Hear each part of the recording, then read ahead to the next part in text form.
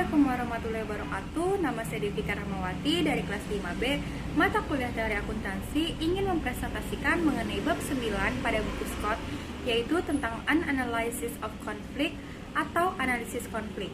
Berikut adalah materi yang akan saya sampaikan pada bab ini. Overview. Untuk memahami kepentingan manajemen dalam laporan keuangan perlu mempertimbangkan beberapa model dari game teori. Game teori memodelkan dan memprediksi akibat dari konflik antar individu yang rasional. Economic consequence ditandai dengan konflik perlu mempertimbangkan juga dengan agensi karena versi game teori memodelkan pengontrakan antara dua atau lebih pihak. Dua kontrak penting yang tergantung pada laba bersih adalah kontrak antara hubungan kerja, employment, dan kontrak utang. Nah, dua peran akuntansi berbeda yaitu yang pertama memberi basis pada pengontrakan dan yang kedua menyediakan informasi berguna investor. Peran akuntansi untuk basis pengontrakan dari game teori memahamkan bagaimana efisiensi pasar modal tidak harus inkonsisten dengan economic consequence. Kemudian ada materi understanding game theory. Game theory adalah teori permainan ekonomi atau economic theory of games, disingkat game theory, mendasari isu-isu dalam teori akuntansi keuangan, memodelkan interaksi dua atau lebih pemain. Interaksi sering terjadi dalam keadaan ketidakpastian dan asimetri informasi. Gunakan asumsi dasar yaitu setiap pemain memaksimumkan utilitas harapannya, lebih kompleks daripada teori keputusan dan teori investasi. Ada banyak tipe game. Satu dasar untuk mengklasifikasikan game adalah kooperatif dan non-kooperatif. Yang pertama, kooperatif. Setiap pihak dapat masuk ke dalam persetujuan berikat, yaitu binding agreement, contohnya kartel. Kemudian yang kedua ada non-kooperatif, jika persetujuan tidak mungkin diberdayakan atas setiap anggota, contohnya industriologopolistik. Kemudian ada non-kooperatif game model of manager-investor conflict, yaitu yang pertama ada a single period game. Konflik antara konstituen pemakai laporan keuangan dapat dimodelkan sebagai suatu game. Selama kebutuhan keputusan dari konstituen berbeda, mungkin tidak terjadi tumpang tindih. Nah, game teori menyediakan kerja formal bagi studi situasi konflik antar konstituen dan memprediksi keputusan yang akan dibuat pihak yang berkonflik. Investor membutuhkan informasi laporan keuangan yang relevan dan reliable untuk menilai harapan dan risiko investasinya. Manajer memilih menghapus utang tertentu dari neraca, memudahkan meraih utang dengan memudahkan kontrak dengan kreditor. Game non-kooperatif memodelkan situasi yang sulit untuk mempertimbangkan persetujuan berikat antara manajer dan investor tentang informasi khusus apa yang bisa disediakan. Nas equilibrium adalah pasangan strategi dari investor yang merupakan pilihan strategi yang diberikan pemain lain, hasil prediksian game. Kemudian yang kedua ada a truth-based multi-period game. Ingat bahwa jika permainan single period diulang untuk jumlah yang tak terbatas dari periode, teorema raket menyediakan kondisi di mana solusi koperasi dapat dicapai. Nah, jika permainan diulangi pada periode jumlah yang terbatas, strategi pemicu juga dapat mencapai solusi koperasi jika hukuman yang cukup dapat dipercaya untuk digunakan jika terjadi penyimpangan. Kemudian ada beberapa model dari game teori kooperatif. Kemudian yang pertama ada pengenalan. Banyak persetujuan kontrak yang berimplikasi pada akuntansi. Ada dua tipe kontrak penting dalam persetujuan ini, yaitu hubungan kerja atau employment, di mana berkaitan antara perusahaan dan manajer punya pemilik dengan agen, dan peminjam yaitu lending berkaitan dengan manajer dan kreditor.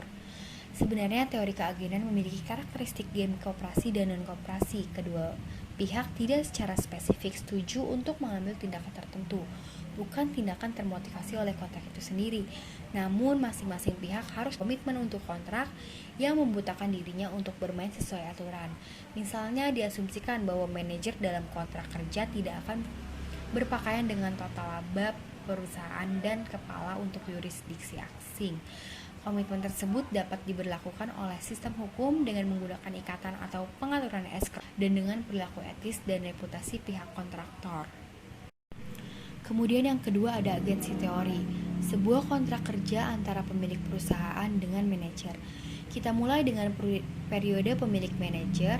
Contoh kontrak tunggal yang memperkenalkan banyak konsep teori keagenan dan menggambarkan konflik moral hazard mendasar antara pemilik dan manajer.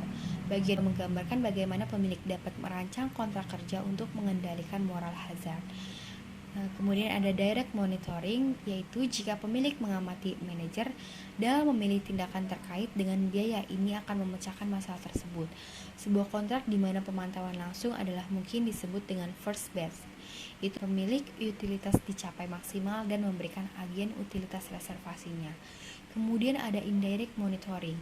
Mengingat bahwa upaya manajer tidak secara langsung diamati, ada kemungkinan di bawah beberapa kondisi untuk menyalahkan usaha.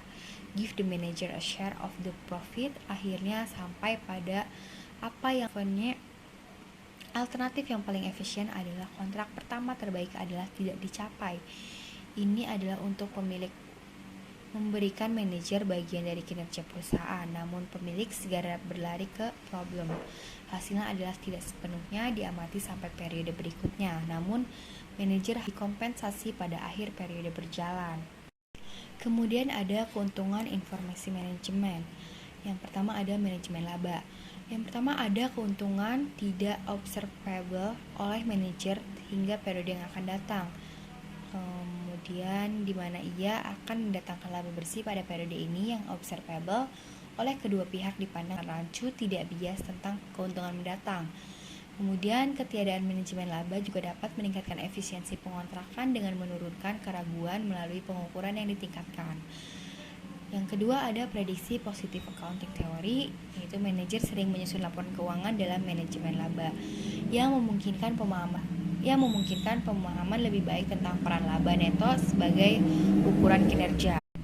Kemudian yang ketiga yaitu berbagai level manajer dapat mengambil manfaat informasi berupa yang pertama informasi prakontrak, informasi yang berguna untuk mengetahui keuntungan di masa akan datang. Kemudian informasi prakeputusan, yaitu kontrak tetapi sebelum bertindak. Kemudian yang terakhir ada informasi pasca keputusan, informasi yang berguna untuk mempelajari laba sebelum dilaporkan. Kemudian manajemen laba yang keempat yaitu cara untuk mengontrol manajemen laba adalah melalui GAAP. Kemudian ada agensi teori, kontrak pinjaman manajer pemegang saham. Dalam kontrak utang, kreditor dikenal sebagai prinsipal, sedangkan manajer sebagai agen. Adapun terdapat beberapa masalah moral hazard antara kreditor dan manajer, yaitu menjadi bertindak bertentangan dengan kepentingan terbaik kreditor.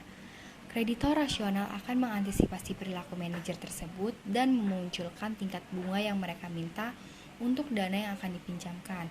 Selain itu, manajer memiliki insentif untuk tidak bertindak dalam bentuk yang melawan kepentingan kreditor, di mana masalah ini dapat ditangani dengan menyisipkan ke dalam persetujuan utang sehingga manajer setuju untuk membatasi dividen atau pinjaman tambahan sementara loaan beredar yang akibatnya perusahaan dapat meminjam pada tingkat bunga yang lebih rendah. Kemudian ada ringkasan, di mana manajer memiliki insentif untuk tidak bertindak dengan cara yang bertentangan kepentingan pemimpin. Ini dapat dilakukan dengan memasukkan persyaratan perjanjian pinjaman di mana manajer setuju untuk membatasi dividen atau pinjaman tambahan saat pinjaman luar biasa. Perusahaan pun mampu meminjam pada tingkat yang lebih rendah. Bukti bahwa pemberi pinjaman suku bunga rendah sebagai batasan utang diperkuat dengan yang dilakukan penelitian Betty, Weber, dan Yu pada tahun 2008. Kemudian ada implikasi agensi teori untuk akuntansi. Yang pertama ada apakah dua lebih baik dari satu.